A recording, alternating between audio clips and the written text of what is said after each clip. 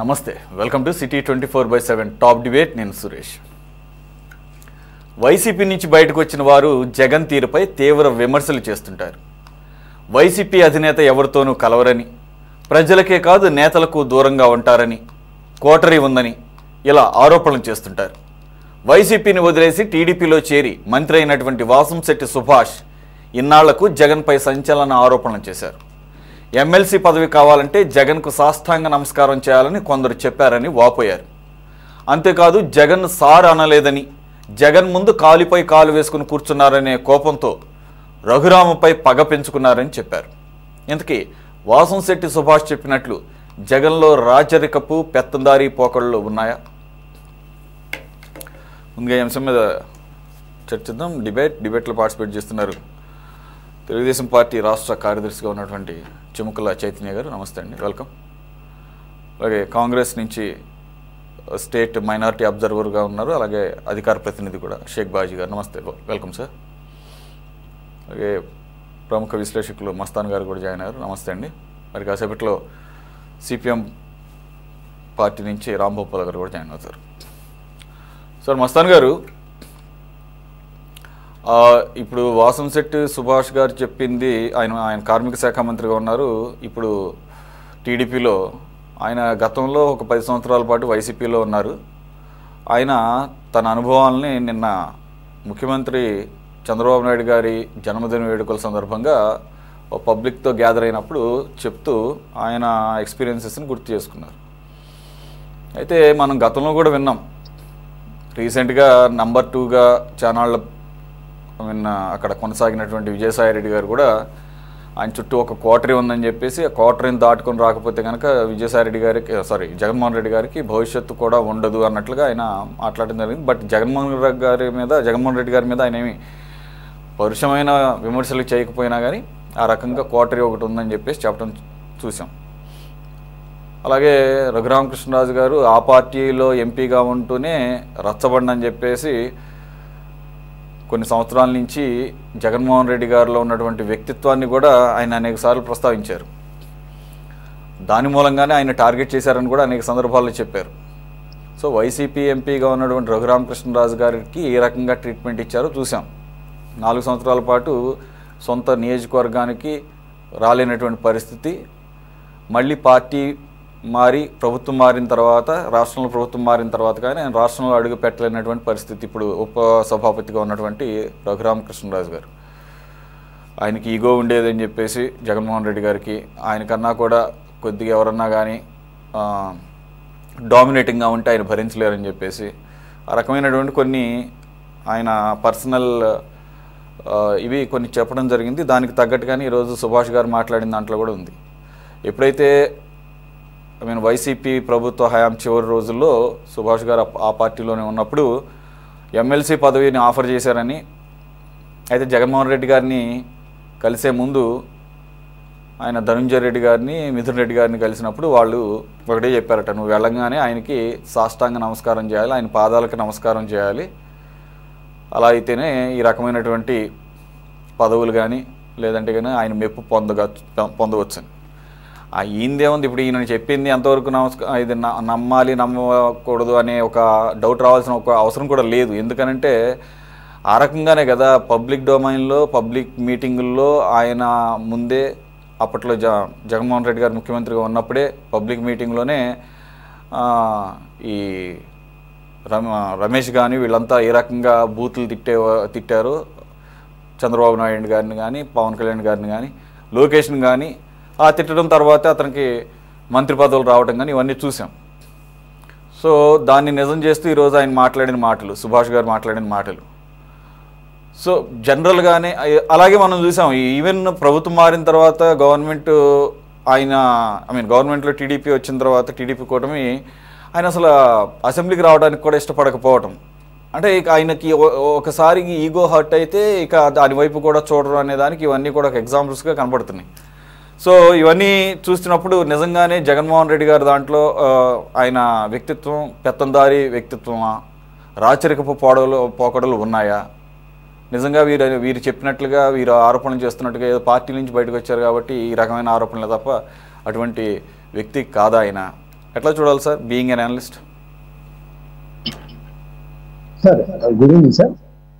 ప్యానెల్లో ఉన్న పెద్దలకు 24 వీక్షకులకు మీకు కూడా. ఇప్పుడు మనము తీసుకున్న సబ్జెక్ట్ ప్రకారం చూస్తున్నట్లే మంత్రి సుభాష్ గారు చెప్పిన వాటిలో కొంత వాస్తవం. ఎందుకంటే ఆయన వేణుగోపాల్ గారు మినిస్టర్గా చేసిన అదే జిల్లాకు చెందిన వేణుగోపాల్ గారిని ఉదాహరించారు. సో అక్కడ చూసినట్లయితే మనకు కొంత కనిపిస్తుంది. ఎందుకంటే వేణుగోపాల్ గారు మన జగన్ గారికి సాష్టాంగ నమస్కారం పెట్టడం అలవాటు అయిపోయి అమలాపురంలో ఒక వర్ధంతి సభకు హాజరయ్యారు. వైవి సుబ్బారెడ్డి గారు అటెండ్ అయితే అక్కడ గారికి కూడా మోకాళ్ళ మీద కూర్చొని ఒక మంత్రి హోదాలో, సుబ్బారెడ్డి గారికి అప్పుడు ఇంకా పదవి లేదు, రాజ్యసభ సభ్యులు కూడా కోఆర్డినేటర్ గా ఉన్నారు. ఆయనకి నమస్కారం పెట్టినప్పుడు అప్పుడు చాలా అక్కడ సెట్టిపల్లి సామాజిక వర్గానికి సంబంధించిన వాళ్ళు చాలా అబ్జెక్ట్ చేశారు. ఇదేంటి మనం బీసీలో అయింది అట్లా వేరే వాళ్ళకి, అంటే ఆయన అగ్రవర్ణానికి చెందిన వాళ్ళు కాబట్టి ఆ విధమైన విమర్శలు కూడా పెద్ద ఎత్తున వచ్చిన పరిస్థితి. సో ఇప్పుడు సుభాష్ గారు చెప్పింది ఏంటంటే అసలు జగన్ గారికే ఇలాంటి శైలి ఉంది అనేది ఆయన ఇప్పుడు చంద్రబాబు నాయుడు గారి పుట్టినరోజు సందర్భంగా నేతలను పోలుస్తూ ఆయనకు ప్రసంగం చేస్తూ ఈ విధంగా చెప్పిన పరిస్థితి అయితే మనకు కనిపిస్తా ఉంది. దానిలో ఏంటంటే నిజానికి కొంత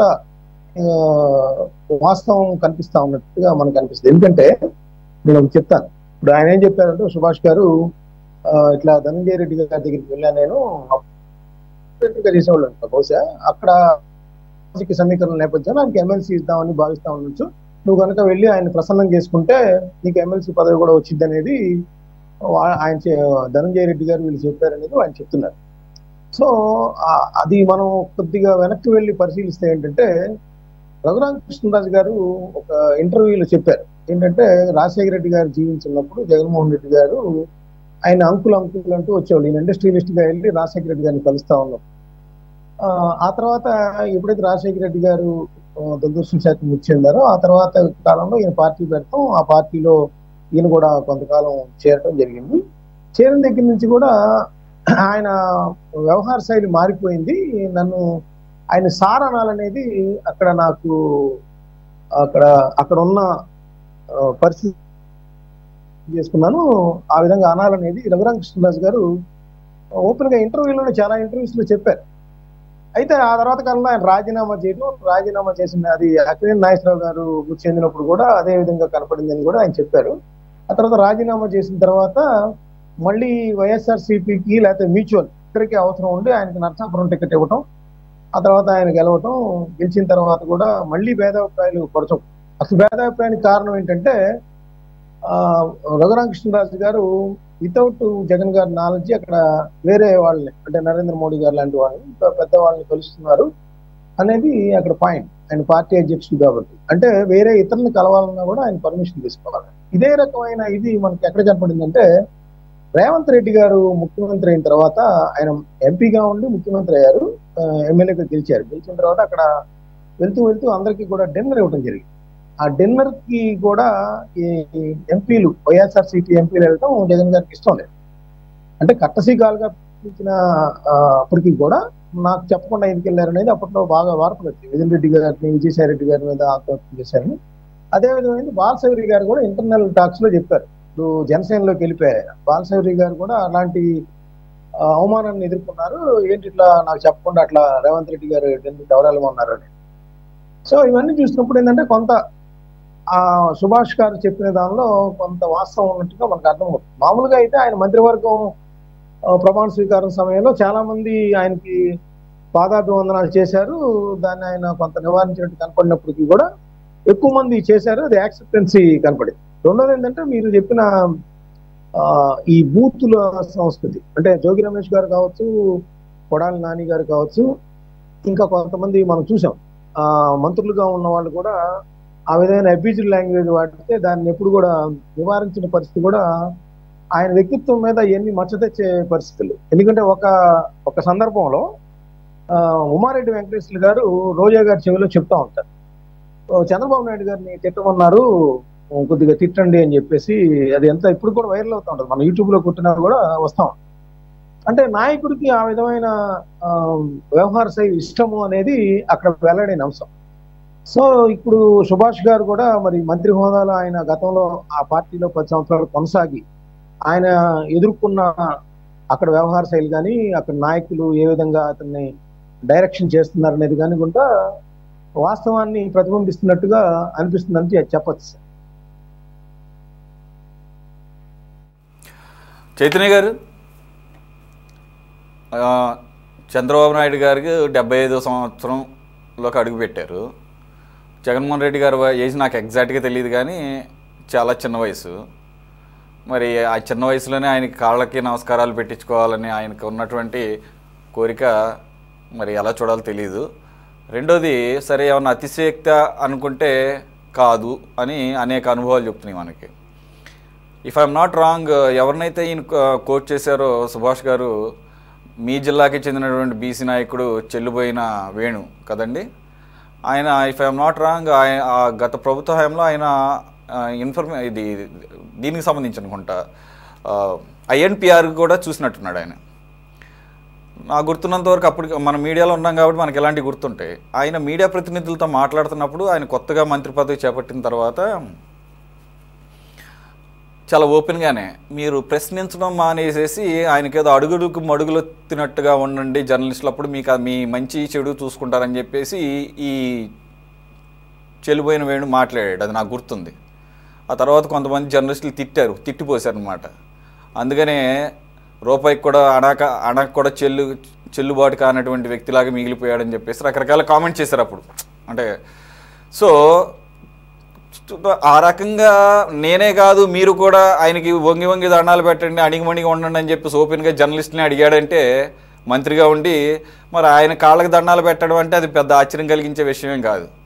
సరే, పెట్టడానికి రెడీగా ఉంటారు, రకరకాల మెప్పులు పొందడానికి, ప్రతిఫలాలు పొందడానికి, తాయిలాలు పొందడానికి, పదవులు పొందడానికి. ఆ రకంగానే గతం. లేదా సుభాష్ గారికి ఆల్రెడీ మీ పార్టీలో ఉన్నటువంటి మీ మంత్రిమండలిలో ఆయనకి కొద్దిగా మార్క్స్ తక్కువ పడుతున్నాయని మొదటి నుంచి కొంత ఆరోపణ ఉంది. ఎవరి మీద? ఈ కార్మిక శాఖ మంత్రి గారు నిన్న మాట్లాడినటువంటి సుభాష్ గారి మీద.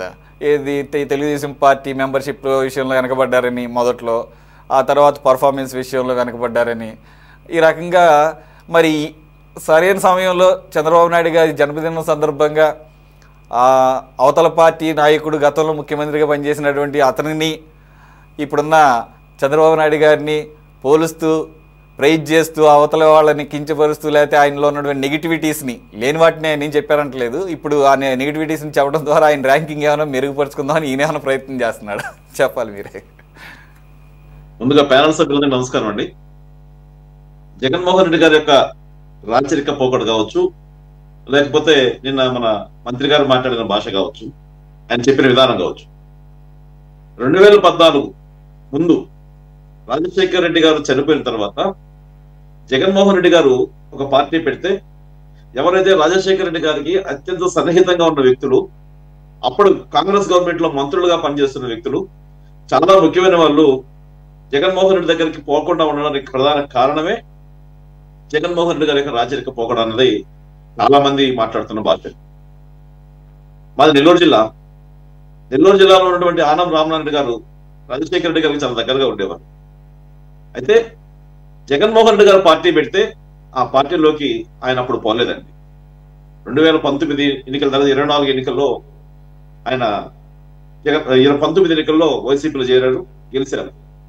గెలిచిన తర్వాత మళ్ళీ 24 తెలుగుదేశం పార్టీ నుంచి పోటీ చేశారు. రామనారాయణ గారు కూడా చెప్పింది కూడా ఇదే విధానం చెప్పారు. జగన్మోహన్ రెడ్డి వ్యక్తులను, నాయకులను సరైన విధంగా గౌరవించే విధానం ఆయనకు తెలియదు అన్నది చాలా క్లియర్ గా చెప్పారు. మా నెల్లూరు జిల్లా ఎంపీ గారు వేమిరెడ్డి ప్రభాకర్ రెడ్డి గారు చాలా పెద్ద మనిషి, ఆ పార్టీకి అనేక రకాల సహాయ సహకారాలు అందించిన వ్యక్తి. ఆయన కూడా ఆ పార్టీ వదిలే సందర్భంలో జగన్మోహన్ రెడ్డి యొక్క వ్యక్తిత్వం గురించే విమర్శ చేశారు. చాలా సందర్భాల్లో కూడా జగన్మోహన్ రెడ్డి గారికి చంద్రబాబు నాయుడు గారికి పోలిక చేస్తూ, చంద్రబాబు నాయుడు గారు నాయకులని, కార్యకర్తలని, పార్టీలో పనిచేస్తున్న వ్యక్తులని, ప్రజలని గౌరవించే విధానాన్ని పదే పదే చెప్పుకుంటారు. ఆయన ఖచ్చితంగా జగన్మోహన్ రెడ్డి అనే వ్యక్తికి రాచరికపు పోకడలు కానీ, తనే అన్నిటికంటే ముఖ్యం, బాస్ ఇస్ ద బాస్ అన్నట్టుగా తను మాత్రమే అందరికీ బాస్ గా ఉండాలి, మిగతా ఎవరైనా సరే నేను చెప్పింది మాత్రమే చేయాలి, ఎదురు ప్రశ్న వేయకూడదు అన్న యొక్క నైజం ఉందని చెప్పని అనేక సందర్భాల్లో అనేక మంది చెప్పిన మాటలు కూడా ఆయన ప్రవర్తించిన తీరు కూడా దానికి అర్థం పడేలాగే ఉంది. నేను ఒక 2 విషయాలు చెప్తానండి. జగన్మోహన్ రెడ్డి గారు నాయకులతో ఎలా ఉన్నారో, లేకపోతే వాళ్ళ పార్టీలో పనిచేస్తున్న నాయకులు నా కింద పనిచేయాలని కోరుకున్నాడో అది వాళ్ళ పార్టీ అంతర్గత అంశం, ఆయన యొక్క వ్యక్తిత్వం ఉండొచ్చు. అయితే జగన్మోహన్ రెడ్డి గారికి రాచరికము పోకడ ఉంది అని చెప్పి ప్రజలతో నేరుగా ఉన్నటువంటి సందర్భాలు 2 అంశాలు మీకు చెప్తానండి. చాలా మంది గమనించలేదో నేను గ్రౌండ్ రూట్ లో పనిచేస్తున్నప్పుడు నాకు అర్థమైనటువంటి అంశాలు తెలియజేస్తా. జగన్మోహన్ రెడ్డి గారు వాలంటరీ వ్యవస్థ తీసుకొచ్చారండి. చాలా మందికి ఉద్యోగ అవకాశాలు కల్పిస్తున్నాను, గ్రామాల్లో ఉన్నటువంటి యువతను ప్రోత్సహిస్తున్నాను కాబట్టి వీళ్ళందరికీ 5,000 రూపాయలు గౌరవ వేతనం ఇస్తూ మీకు అందరికీ నేను ఉద్యోగ అవకాశాలు కల్పించారని చెప్పారండి. దీంట్లో దాగున్నటువంటి కుట్ర, ఎవరైతే వాలంటీర్లుగా పనిచేస్తున్నది ప్రతి గ్రామంలో 4,20,000 మందిని రిక్రూట్ చేశారో వాళ్ళకి ఏ ఒక్కరికి కూడా చట్టబద్ధత లేదు. చట్టంలో వాళ్ళని ఏ విధంగా రిక్రూట్ చేసుకున్నారన్న దానికి ఈ రోజుకి వాళ్ళకి చట్టబద్ధత అనే అంశమే లేదు. ఇంటర్మీడియట్ పూర్తి చేసుకుని 35 సంవత్సరాల లోపల ఉన్నటువంటి యువత, సరైన సమయం, ఒక యువత కష్టపడి పనిచేసి మంచి మంచి ఉద్యోగాల్లోనో వ్యాపారవేత్తలుగానో కాంట్రాక్టర్గానో తయారయ్యి వారి ద్వారా మరింత మందికి అవకాశాలు కల్పించాల్సిన సమయం 5 సంవత్సరాల సమయం అండి. ఈ 5 సంవత్సరాల సమయంలో 5,000 రూపాయలకి ఎట్టి చాకిరీ చేస్తూ గ్రామాల్లో కట్టిపడేశారండి. వీళ్ళలో ఎక్కువ మంది ఎస్సీ, ఎస్టీ, బీసీ మైనార్టీలు ఉన్నారు. వాళ్ళ పిల్లలు 5,000 రూపాయలకి ఆ గ్రామాలు ఆగిపోతే వాళ్ళు చేసే పనులు ఏందండి? ఆల్రెడీ సచివాలయంలో ఎంఆర్ఓ ఆఫీసులు ఉన్నారు, ఎంఆర్ఓలు ఉన్నారు, అధికారులు ఉన్నారు, దాని కింద పనిచేస్తున్నటువంటి సిబ్బంది ఉంది. వీళ్ళందరూ చేయాల్సిన పనులే. కేవలం 5,000 రూపాయలకి 5 లక్షల మంది, దాదాపుగా 4,20,000 మందిని గ్రామాల్లో ఆపేస్తే యువతని, వాళ్ళకి మనం ఏమీ చేయకపోయినప్పటికీ కూడా కామన్ గా వదిలేస్తున్న, ఎటువంటి అవకాశాలు కల్పించకుండా వదిలేస్తున్న వాళ్ళలో ఒక 50,000 మంది ఖచ్చితంగా కాంట్రాక్టర్లు గాను వ్యాపారవేత్తలు గాను తయారై ఉండేవారు. వాళ్ళ కింద కనీసం ఒక 10 మందికి ఉద్యోగాలు కల్పించినా 5 లక్షల మంది యువతకి ఆత్మగౌరవంతో కూడినటువంటి అవకాశాలు కల్పడి ఉంటాయి. రాష్ట్ర ఆర్థిక పరిస్థితి మెరుగుపడి ఉండేది. ఈ రాష్ట్రంలో ఆదాయ వనరులుగా తయారై ఉండేవాళ్ళు, వాళ్ళ తర్వాత కుటుంబాలు ముందుకు పోయిండేవి. కేవలం 5 సంవత్సరాల వాలంటీర్గా ఉంచడం వల్ల ఈ రాష్ట్రంలో ఉన్నటువంటి యువత నిర్వీర్యం అయిపోయింది. ఈ రాష్ట్రానికి కావాల్సిన సంపద ఆగిపోయింది. ఆ తరమే కాదు, ఆ తర్వాత 2-3 తరాల వరకు కూడా ఈ ఎఫెక్ట్ కనిపిస్తుంది. కారణం, జగన్మోహన్ రెడ్డి ఈ రాష్ట్రంలో ఉన్నటువంటి యువత ఆర్థికంగా బాగుపడి ముందుకు పోతే, ఎస్సీ, ఎస్టీ, బీసీ మైనార్టీలు ఆర్థికంగా కుటుంబాలు ముందుకు పోతే ఎక్కడ రాజ్యాధికారం వైపు తెంగు చూస్తారన్న భయం ఫలితంగానే ఈ రాష్ట్రంలో ఉన్న యువతను నిర్వీర్యం చేశారు. 5 సంవత్సరాల పాటు పరిశ్రమలు లేకుండా, యువతకు అవకాశాలు లేకుండా, వాళ్ళ గ్రామాల్లో కట్టిపడేటివే కాకుండా వాళ్ళకి అవినీతి పనులను ముద్ర కూడా తగిలిచ్చారు. సో ఈ రాష్ట్రంలో యువతను నిర్వీర్యం చేసే విధానంలో జగన్మోహన్ రెడ్డికి రాచరిక పోకడ కాకుండా మరే రకమైన కారణం ఉందని ప్రశ్నిస్తున్నా. అదేవిధంగా సచివాలయ వ్యవస్థ తీసుకొచ్చారు. సచివాలయ వ్యవస్థ ఆల్రెడీ పంచాయతీలనే సచివాలయాలు అంటారు. పంచాయతీల్లో ప్రతి గ్రామంలో గ్రామ కార్యదర్శులు, అక్కడ పనిచేస్తున్నటువంటి సర్వేయర్లు, ఆడ కావాల్సినటువంటి ఆర్డబ్ల్యూఎస్ వర్కర్లు, పంచాయతీ వర్కర్లు వీళ్ళందరూ ఉన్నప్పటికీ కూడా ఒక త్రిశంకు స్వర్గం మాదిరిగా ఒక పంచాయతీలో సచివాలయాలు తీసుకొచ్చారు. ఈ సచివాలయం చేసే పని ఏంటంటే, అప్పటిదాకా భారతదేశంలో మనకున్నటువంటి రిజర్వేషన్ వ్యవస్థ, బీసీలు, ఎస్సీలు, ఎస్టీలకి రిజర్వేషన్ హక్కుగా కల్పించినటువంటి దాంట్లో సర్పంచ్లుగా ఎన్నుకోబడిన వ్యక్తులు ఉంటారు. దాదాపుగా 51% వాళ్ళు ఉన్నారు. వీళ్ళందరి యొక్క తప్పదు కాబట్టి, వీళ్ళందరూ ఖచ్చితంగా సర్పంచ్ అవ్వాలి కాబట్టి, వాళ్ళ సర్పంచ్లు ఈ సర్పంచ్ సీట్లో కూర్చుంటే, వాళ్ళు స్వతంత్రంగా పనిచేస్తే వీళ్ళకి ఎక్కడ నష్టం కలగదో, వీళ్ళు ఎక్కడ ముందుకు పోతారన్న భయంతో ఒక సచివాలయ వ్యవస్థను తయారు చేసి, ఆ సచివాలయంలో అన్నిటి మీద, ప్రతి పంచాయతీ మీద పెత్తనం సచివాలయానికి అప్పచెప్పి, సచివాలయ సెక్రటరీల చేత పనులు చేయిస్తూ అక్కడ ఉన్నటువంటి సర్పంచుల్ని నిర్వీర్యం చేశారండి. దాదాపుగా 51% ఉన్నటువంటి సర్పంచులు వాళ్ళ హక్కులు కోల్పోయారండి. కారణం, ఇది రాచరిక వ్యవస్థ ఉందామా, ప్రజాస్వామ్యం ఉందామా, రాజ్యాంగబద్ధంగా భారతదేశంలో ఎవరికి కావాల్సిన హక్కులు వాళ్ళు కోల్పోవడం అంటారా?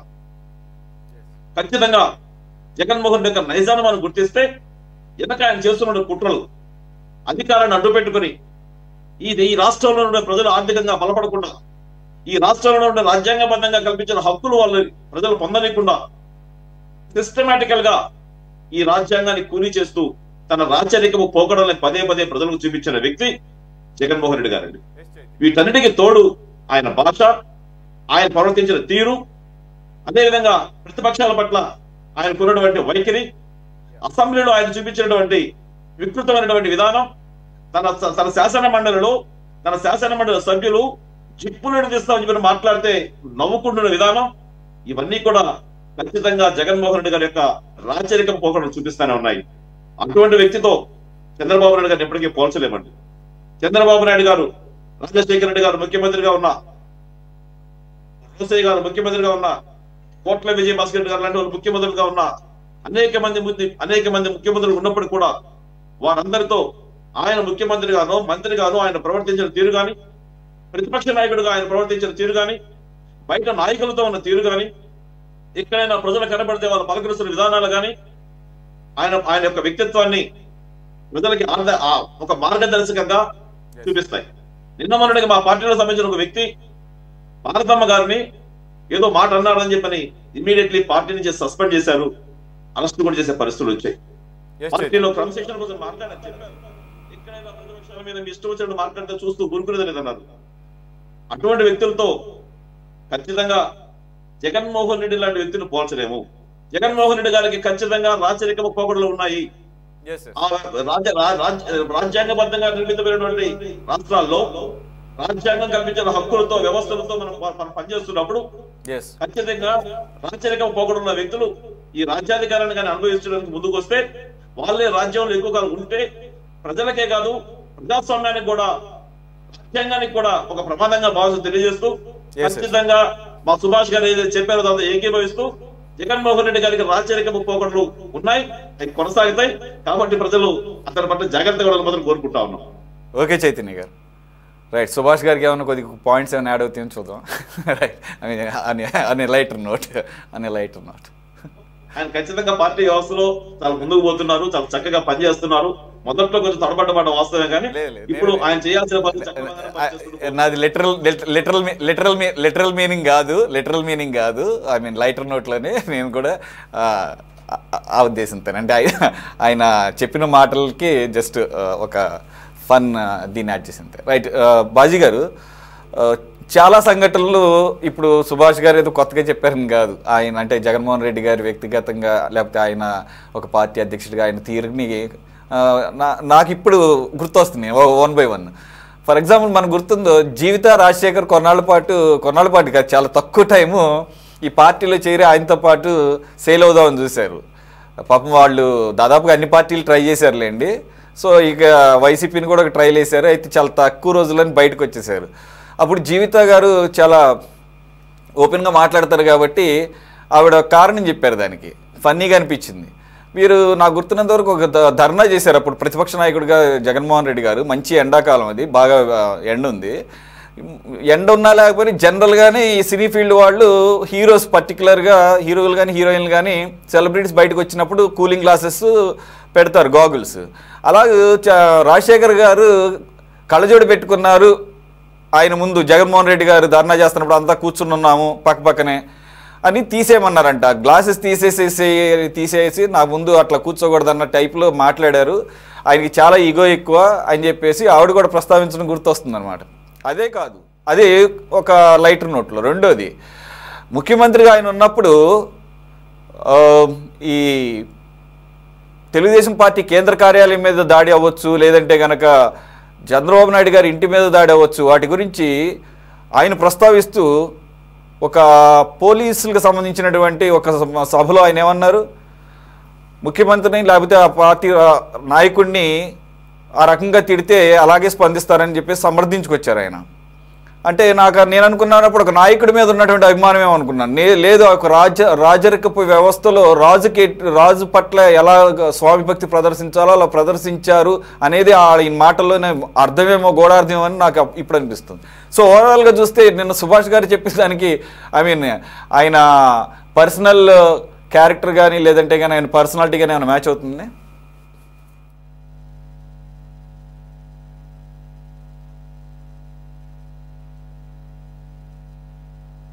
సాయంత్రం నమస్కారం. ఇప్పుడు అసలు జగన్మోహన్ రెడ్డి గారి యొక్క వైఖరి కనుక మనం ఒక్కసారి మొదటి నుంచి కనుక చూస్తే కనుక చాలా అంశాలు మనం చర్చించుకోవచ్చు. ప్రధానంగా మనం రాజరికపు వ్యవస్థ, మహారాజులు అప్పట్లో ఎలా బతికేవారు, ఎలా ఉండేవారు అది మనం చూడలేదు, విన్నాం పుస్తకాల్లో, కథల్లో.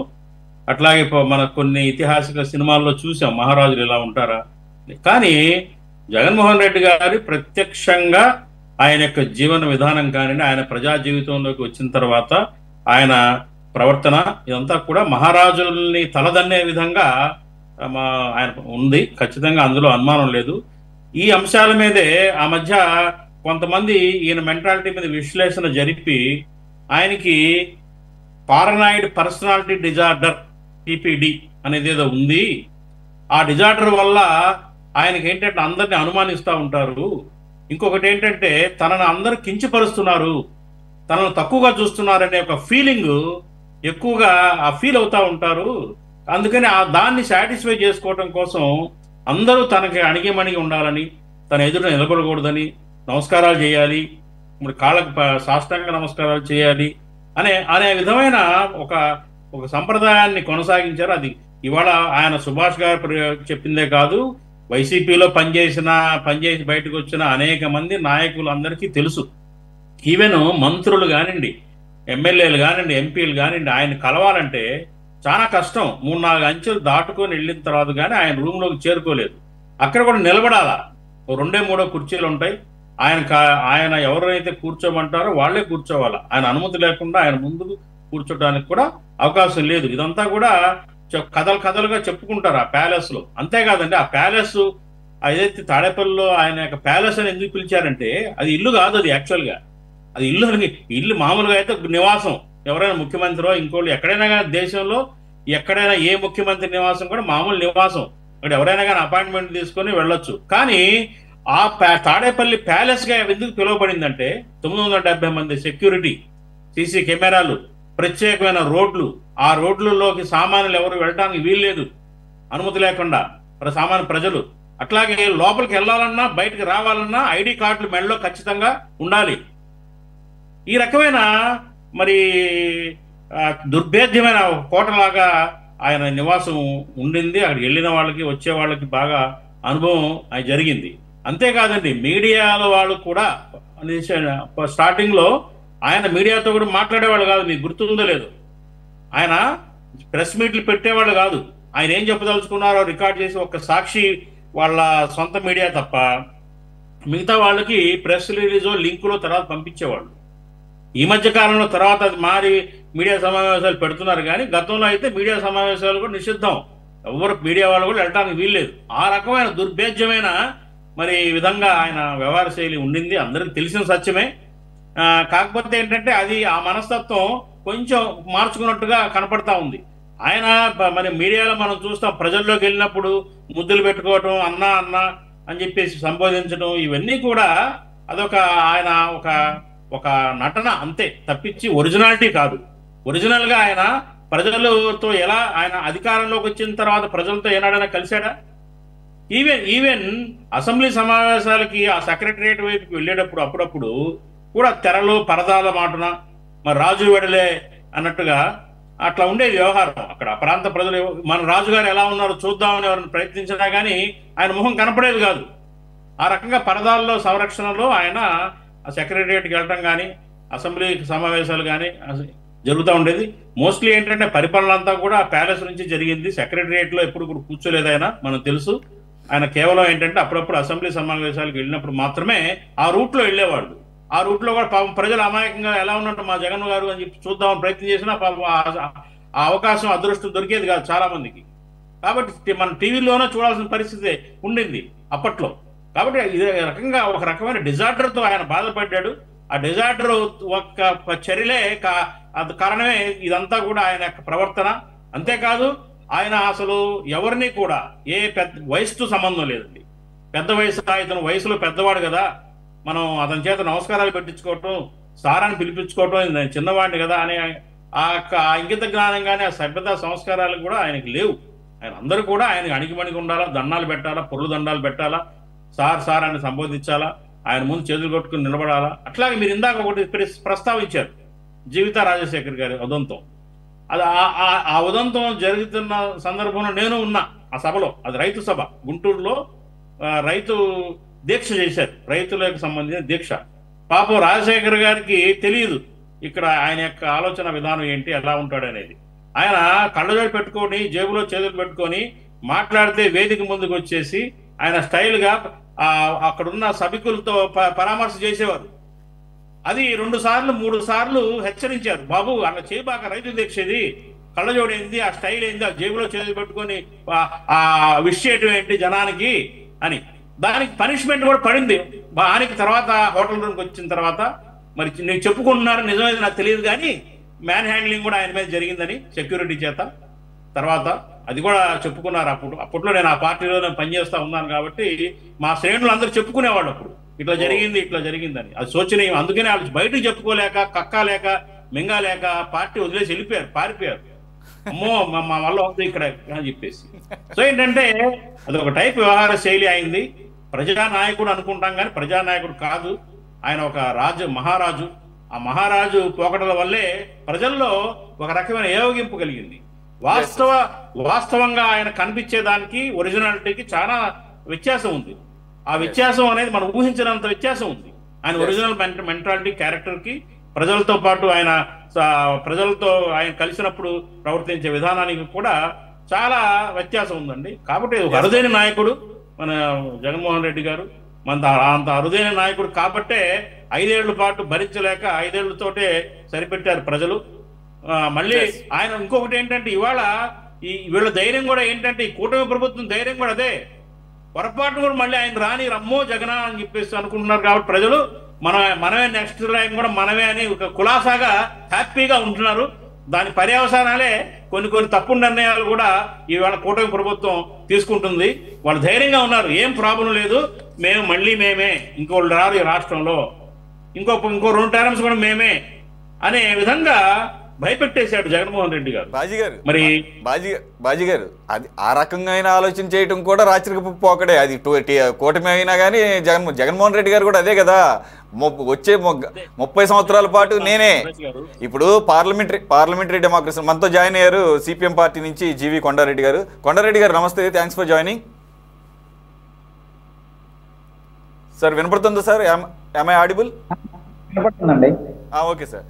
పార్లమెంటరీ డెమోక్రసీలో అవి జాతీయ పార్టీలైనా కానీ రీజనల్ పార్టీస్ అయినా కానీ, అఫ్కోర్స్ ఈ రీజనల్ పార్టీస్లో కొంత వ్యక్తి స్వామ్యము, ఎందుకంటే వ్యక్తులు చేత స్థాపించబడతాయి కానీ ఆ ప్రాధాన్యత ఎక్కువ ఉంటే ఉండొచ్చు గాక. కానీ పార్లమెంటరీ డెమోక్రసీలో ఆ రకమైనటువంటి పోకడల్ని ప్రజలు నిశితంగా గమనిస్తారనే సోయి ఉండాలి ఎవరికైనా కానీ. అన్ఫార్చునేట్లీ టోటల్ కాంట్రాస్ట్లో ఉన్నటువంటి సిపిఎం పార్టీ అంటే కమ్యూనిస్టుల తరఫున మీరు రిప్రజెంట్ చేస్తున్నటువంటి మీతో ఈ రకమైనటువంటి డిస్కషన్ పెట్టాను అంటే నాకు వెంటనే గుర్తొస్తుంది అనమాట. త్రిపురకి ముఖ్యమంత్రిగా పనిచేసినటువంటి మాణిక్ సర్కార్ లాంటి వారు, లేకపోతే పుచ్చలపల్లి సుందరయ్య గారు లాంటి వాళ్ళు, జ్యోతి బసు 30 సంవత్సరాల పైన వెస్ట్ బెంగాల్కి ముఖ్యమంత్రిగా పనిచేసి గిన్నిస్ రికార్డు సాధించినటువంటి అటువంటి నాయకులు ఉన్నటువంటి సిపిఎం పార్టీలో ఎంత సింప్లిఫైడ్గా, ఎంత సింప్లిసిటీతో ఉంటారో వాళ్ళ లైఫ్ స్టైలు. బిఫోర్ ఈవెన్ పదవులకు ముందు కానీ పదవుల తర్వాత కానీ సొంత వెహికల్ కూడా సమకూర్చుకోనటువంటి పరిస్థితులు కూడా చూస్తాం. అటువంటి ఎగ్జాంపుల్స్ నేను చదివాను, చూశాను. కాబట్టి ఆ పార్టీకి రిప్రజెంట్ చేస్తున్నారు కాబట్టి ఇది ఇక్కడ టోటల్ కాంట్రాస్ట్, ఆపోజిట్ అనమాట.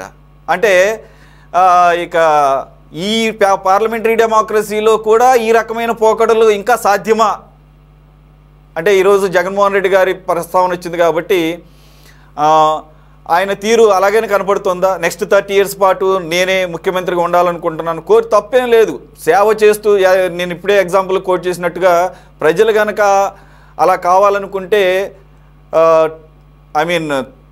డెకేడ్స్ తరబడి కూడా అధికారం ఇవ్వచ్చు. జ్యోతి బస్ గారి లాగా, లేకపోతే ఇప్పుడు ఉన్న వాళ్ళలో నవీన్ పట్నాయక్ గారి లాగా అలాగే ఇవ్వచ్చు, తప్పేం లేదు.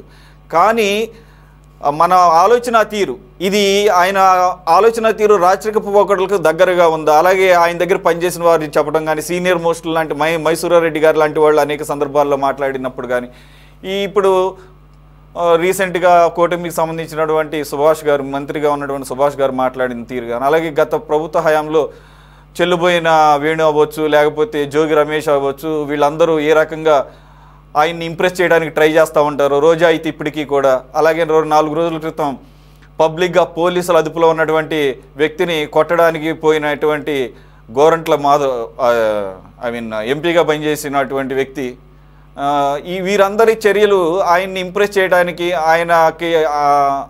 ఆయన దృష్టిలో పడటానికి, ఆయన ఒక డిక్టేటర్గా ఉంటారు కాబట్టి ఆయన్ని ఇంప్రెస్ చేస్తే మనకి ఇంకా పదవులు వస్తాయి, ఇవన్నీ కూడా ఆయన యొక్క వ్యక్తిత్వాన్ని చెప్పకనే చెప్తున్నాయి అని అనుకోవాలా సార్? ప్యానల్లో ఉన్న వాళ్ళందరికీ ధన్యవాదాలు. మంత్రి సుభాష్ గారు పార్టీలు మారే సందర్భంగా తనకున్న అనుభవాన్ని ప్రస్తావన చేశారు.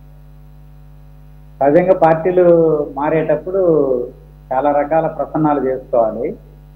ఆయన ఏ రకమైన ప్రసన్నం చేసుకున్నాడు, వాళ్ళు ఏమి అడిగారు అనేది యాదృచ్ఛికంగా చెప్పినట్టుగా ఉంది ఆయన కూడా. మనం ఆలోచించాల్సింది ఏంటంటే, ఇవి ప్రాంతీయ పార్టీలు, కుటుంబ పార్టీలు. ఇక్కడ అధ్యక్షుడిగా ఉన్న వాళ్లే విధానాలని, నిర్ణయాలని అనౌన్స్ చేస్తూ ఉంటారు. పేరుకు మీటింగ్లు జరుగుతుంటాయి, మహానాళ్ళని, ప్లేనరీలని జరుపుతూ ఉంటారు. కానీ అధ్యక్షుడి యొక్క విజనే పార్టీ యొక్క విజన్గా ఉంటుంది. ఆ నేపథ్యంలోనే సర్వం అధ్యక్షుడు కాబట్టి అన్ని విషయాల్లో అధ్యక్షుడితే పైచేయిగా ఉండాలనే ఉద్దేశంతో కొంతమంది విపరీత ధోరణి ప్రదర్శించే వాళ్ళు కూడా ఉంటారు కూడా. అయితే మనం ఆలోచించాల్సింది, ఇప్పుడు ప్రజాస్వామ్య వ్యవస్థలో ఇక్కడ 2 రకాల ప్రస్తావనలు ఉన్నాయి. ఒకటి పార్టీ ప్రజాస్వామ్యం. పార్టీ ప్రజాస్వామ్యం అనేది పార్టీ విధి విధానాలను, వాళ్ళ యొక్క ఆలోచన విధానం, అది ఒక రకంగా వ్యక్తిగతంగా అనుకోవచ్చు. కానీ ప్రభుత్వ అధినేతగా లేకుంటే ఒక బాధ్యతాయుతమైన రాజకీయ నాయకుడిగా ఉండాల్సిన తీరుకు సంబంధించి మనం మాట్లాడుకున్నప్పుడు ఇటువంటి పోకడలు కుదరవు. మంచిది కాదు, ఎవరికైనా పార్టీకి మంచిది కాదు, అట్లాగే వాళ్ళ యొక్క వ్యక్తిగతంగా కూడా మంచిది కాదు. దానికి భిన్నంగా తనకు అనుభవం ఉన్నట్టుగా మంత్రి సుభాష్ గారు చెప్పారు. మేము అభిప్రాయపడేది ఏంటంటే, అంతర్గత ప్రజాస్వామ్యాన్ని నిర్వహించుకోవడంలో పార్టీలు వాళ్ళ ఇష్టారాజ్యం వాళ్ళు వ్యవహరించవచ్చు. కానీ ఇది ప్రజలకు మెచ్చాలి. ప్రజాస్వామ్య వ్యవస్థలో ఉన్నాం కాబట్టి ప్రజలకు కూడా మెచ్చాలి. స్టైల్ ఆఫ్ ఫంక్షనింగ్ కానీ, వే ఆఫ్ అప్రోచ్ కానీ, బాడీ లాంగ్వేజ్ కానీ, వాయిస్ కానీ, ఇవన్నీ ప్రజలు స్వీకరించేటట్టుగా ఉండాలి. కానీ దురదృష్టవశాత్తు గత దశాబ్ద కాలం నుంచి ఆంధ్ర రాష్ట్రంలో బూతులు ఎక్కువగా మాట్లాడే వాళ్ళకి ప్రమోషన్లు, సీట్లు ఇస్తున్నట్టుగా అనిపిస్తుంది. దాన్ని లేదా ప్రభుభక్తిని ప్రదర్శించిన వాళ్ళకి. కాబట్టి ఈ ప్రభుభక్తిని ప్రదర్శించడం, రాజకీయాల్లోకి బూతులు తీసుకురావడం, రాజకీయాల్లోకి మహిళల్ని టార్గెట్ చేసుకొని మాట్లాడటం అనేది ఒక చెడు సాంప్రదాయంగా ఉన్న నేపథ్యంలో మనకి చర్చ జరుగుతుంది. మేము అభిప్రాయపడేది ఏంటంటే, విధానపరమైన రాజకీయాలు ఉండాలి, విధానపరమైన చర్చ జరగాలి, అంశాల వారీగా పార్టీల అభిప్రాయాలు చెప్పుకోవాలి, దానికి అవకాశం ఉండాలి. కానీ వ్యక్తిగత దోషణలు, వ్యక్తిగత యుగోలు, వ్యక్తిగత విషయాలు అనేవి అవి ప్రజాస్వామ్య వ్యవస్థలో చలని విషయాలుగా ఉంటాయి. జగన్మోహన్ రెడ్డి గారు కూడా తన 5 ఏళ్ల కాలంలో ప్రజాస్వామ్యంగా పరిపాలించే క్రమంలో మీటింగులు జరిగేటప్పుడు, ముఖ్యమంత్రి పర్యటన జరిగేటప్పుడు ముందస్తు అరెస్టులు చేశారు చాలా సందర్భాలు. లేకపోతే రాజధాని ఉద్యమం మీద ఎలా నిర్బంధం ప్రయోగించారో మనందరం తెలుసు. లేదా రాష్ట్రంలో కార్మిక వర్గం, ఉద్యోగులు రకరకాల సమస్యల మీద పోరాడినప్పుడు ఎలా నిర్బంధాన్ని ప్రయోగించారో మనకందరికీ ఐడియా ఉంది. కాబట్టి అటువంటి నియంతృత్వ పోకడలు, ఫ్రాక్షన్ కల్చర్ని రాజకీయాల్లో ప్రవేశపెట్టారు. కాబట్టి ప్రజా తీర్పుకి, ప్రజా ఆగ్రహానికి గురి ఆయన పదవి నుంచి తొలగాల్సి వచ్చింది.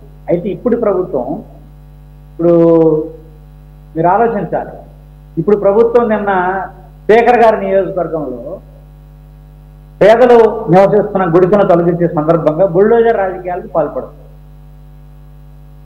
ఇప్పుడు కూడా ముఖ్యమంత్రి గారు పర్యటన చేసే సందర్భంలో అక్కడక్కడ ముందస్తు అరెస్టులు జరుగుతున్నాయి. ఇప్పుడు ప్రకాశం జిల్లాలో మార్కాపురం ప్రాంతానికి గత నెలలో ముఖ్యమంత్రి గారు వచ్చినప్పుడు మహిళా సాధికారిక సదస్సులో అందరికీ ముందస్తు నోటీసులు ఇచ్చారు. అందుకని ప్రజాస్వామ్య వ్యవస్థలో విజ్ఞప్తులకి ప్రజల అభిప్రాయాలు తీసుకోవడానికి ఉన్న అవకాశాన్ని దాన్ని కాలరాయటం అనేది సరైనది కాదు.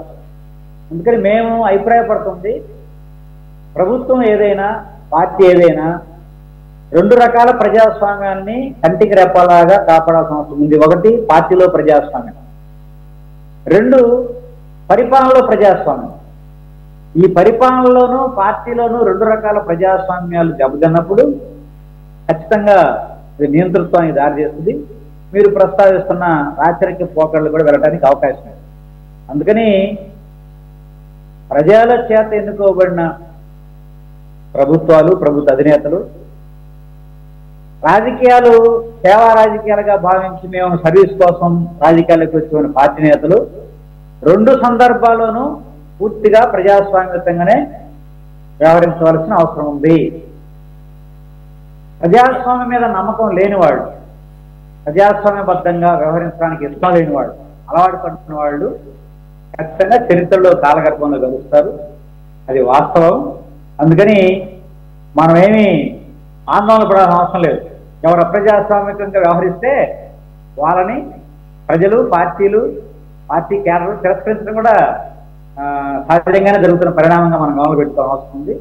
మేము అభిప్రాయపడుతుంది, రాజకీయాలని సేవా దృష్టితో చూడాలి, ప్రజా సంక్షేమ దృష్టితో చూడాలి. ఆ వైపుగా పార్టీల్లోనూ, మీటింగ్లోనూ, పరిపాలనలోనూ ఆ కల్చర్ని క్రియేట్ చేస్తేనే ప్రజాస్వామ్యం వర్ధిల్లినట్టుగా ఉంటుందని నేను అభిప్రాయపడ్డాను. ఓకే కొండారెడ్డి గారు, కాకపోతే మరీ అత్యాశపడుతున్నాం. ఎందుకంటే గతంలో అసలు రాజకీయాలు రోజు రోజుకి దిగజారిపోతున్న ఈ క్రమంలో ఏకంగా ప్రక్షాళన అయిపోయి మళ్ళా ప్యూర్లీ సర్వీస్ ఓరియంటెడ్ పాలిటిక్స్ అంటున్నారు. అసలు దానికి తగ్గట్టుగా ఏ క్వశ్చన్ దరిదాపుల్లో కనపడటం లేదు, ఎక్కడ కూడా మ్యాచింగే లేదు. ఎక్కడికక్కడ వ్యక్తిగతమైనటువంటి ప్రయోజనాలు లేదంటే కనుక అవినీతి కార్యక్రమాలు రికార్డులు సృష్టిస్తున్నాయి. ఒకదాన్ని మించి ఒకటి అనమాట. గతంలో అవినీతి అంటే దాణా కుంభకోణం, గడ్డి కుంభకోణానికి లాలూ ప్రసాద్ యాదవ్ ఎన్ని సంవత్సరాల తర్వాత శిక్ష పడినా కానీ చాలా తక్కువ అమౌంట్ అనుకుంటా. అంటే అప్పట్లో చాలా పెద్దదనుకొని గుండెలు బాదుకున్నాము. బోఫోర్స్ కుంభకోణం ఆరోపణలు కానీ ఇవన్నీ. ఇప్పుడు 100 కోట్లు కోట్లు, 10 కోట్లు, 20 కోట్ల నుంచి ఇప్పుడు 100 వేల కోట్లు, లక్షల కోట్లకి స్థాయికి చేరింది. కాబట్టి మీ అందరూ కోరుకుంటాం, తప్పేం లేదు. అసలు యాక్చువల్గా పాలిటిక్స్ అంటే మీనింగే అది. సర్వీస్ ఓరియంటెడ్గా ప్రజలకు ఏదో చేయాలని చెప్పేసి తపనతో రావాలి. అది కూడా కొందరికే సాధ్యం, కొందరికే ఆ ప్యాషన్ ఉంటుంది. అది పోయి politics is like A business. తక్కువ టైంలో ఈవెన్ సినిమా వాళ్ళకన్నా కూడా ఒక సెలబ్రిటీ హోదాలు, లేకపోతే సంపాదన, జీవితాంతం సెటిల్మెంటు, ఆ హోదా ఆ రకంగా తయారైంది. చూద్దాం మరి ప్రజలు ఆ గత దశాబ్ద క్రితం ఎమ్మెల్యేలకి ప్రోటోకాల్ లేదండి. ఎమ్మెల్యేలకి ప్రోటోకాల్ లేదు. ఇప్పుడు ఎమ్మెల్యేలు కూడా ప్రోటోకాల్ అంటే పోలీస్ ప్రోటోకాల్ కోరుకుంటున్నారు. అదే సార్, అసలు యాక్చువల్గా కొన్ని ప్రక్షాళన జరగాల్సిన అవసరం ఉంది. ఎక్కడికక్కడ అసెంబ్లీలో బిల్లు పాస్ చేసుకొని సొంతంగా శాలరీలు పెంచేసుకోవటం. నాకు గుర్తున్నంత వరకు దేశంలోనే హైయెస్ట్ పెయిడ్ తెలంగాణ అట ఎమ్మెల్యేలకి. 4 లక్షలు దాటిపోయింది నెలకి. నెక్స్ట్ స్టాండ్స్ ఏపీ అంటున్నారు 3 లక్షల దాటి. మరి మరి ఉత్తర భారతదేశంలో మహారాష్ట్రలు అవన్నీ ధనిక రాష్ట్రాలు, మరి వాళ్ళని కూడా దాటేసి ఆంధ్రప్రదేశ్ ఏమో అప్పుల్లో ఉన్నప్పుడు, లేకపోతే విడిపోయిన తర్వాత ఇంకా ఇబ్బందులు పడుతున్నప్పుడు ఈ శాలరీస్ ఏంటో, 5 సంవత్సరాలకు ఎన్నుకుంటే జీవితాంతం పెన్షన్లు ఏంటో, మరి వాళ్ళకి ఆ ఫెసిలిటీస్ ఏంటో. అక్కడ పార్లమెంట్లోనే అంతే, కావాలనుకుంటే అందరు కలిసేసి ఒక బిల్లు పెట్టుకుంటూ పెంచుకోవటం ఇష్టరాజ్యంగా. కాబట్టి ఆ ప్రక్షాళన కూడా కేంద్ర రాష్ట్ర బడ్జెట్లు 2 ప్రవేశపెట్టడం ఆమోదించడం జరిగింది కదా. ఈ బడ్జెట్ సమావేశాల సందర్భంగా వేతనాల పెంపుదల మీద, పిఆర్సీల మీద సెంట్రల్ గవర్నమెంట్ ఉద్యోగస్తులు అడుగుతున్నారు, స్టేట్ గవర్నమెంట్ ఉద్యోగస్తులు అడుగుతున్నారు. వాళ్ళ పిఆర్సీలు ఏమి అమలు కాల, కానీ ఎమ్మెల్యేల వేతనాలు మాత్రం, ఎంపీల వేతనాలు మాత్రం పెంచారు. దీన్ని కూడా మనం అదే సార్, అంటే ఇప్పుడు ఎంప్లాయీస్ అంటే 60 సంవత్సరాల పాటు 60 సంవత్సరాలు వచ్చేవారు చేస్తారు కదా. వీళ్ళు 5 సంవత్సరాలకే 100 సంవత్సరాలకు సరిపడా సర్వీస్ చేస్తారు కదా. మరి చాలా కష్టపడిపోతారు కాబట్టి వాళ్ళకి ఆ మాత్రం ఉండాలన్నమాట పదవి పోయిన తర్వాత కూడా. చూద్దాం, వీటి ఆ రకంగా మరి ఏమన్నా ప్రక్షాళన జరుగుద్దాం.